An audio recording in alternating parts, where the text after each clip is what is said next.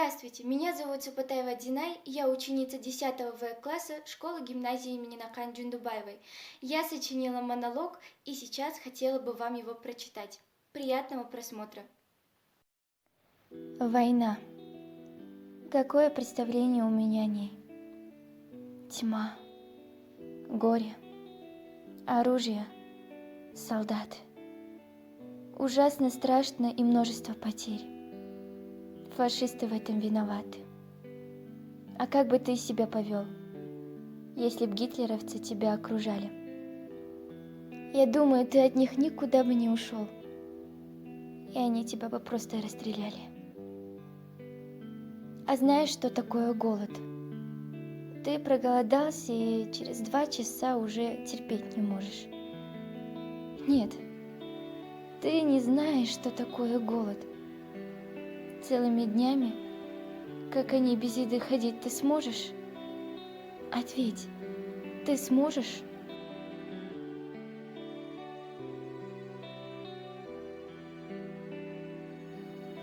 А знаешь, каково потерять родного, когда стоишь и видишь его смерть? Ничего не видела ужаснее и плохого, когда приходится на смерть близко смотреть. Смотреть ему в глаза и слышать стоны, плач. Глядеть, как течет из сердца кровь от пули грозного врага.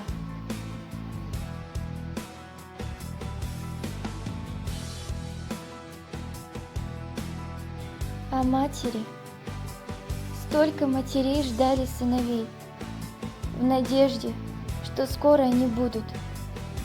Но от них не было никаких вестей.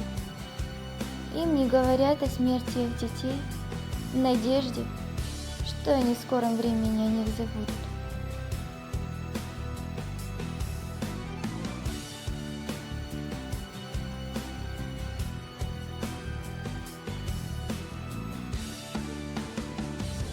Наши прадеды и прабабушки не растерялись.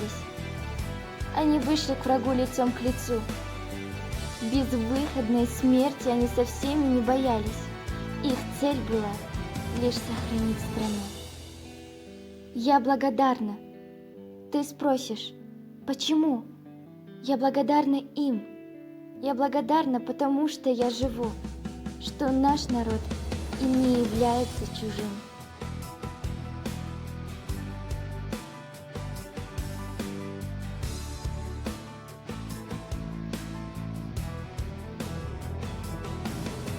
Я хочу, чтобы в мире не было войны. Я хочу жить очень мирно.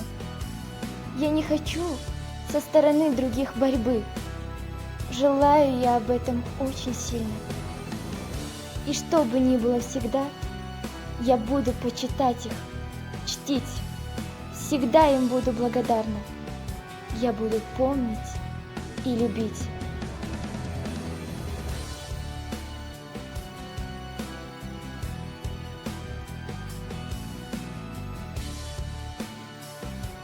Война. Какое представление у меня о ней? Муки и мучения и смерть. Я хочу, чтобы ветеранам было веселей. Для этого 9 мая буду им только петь и петь.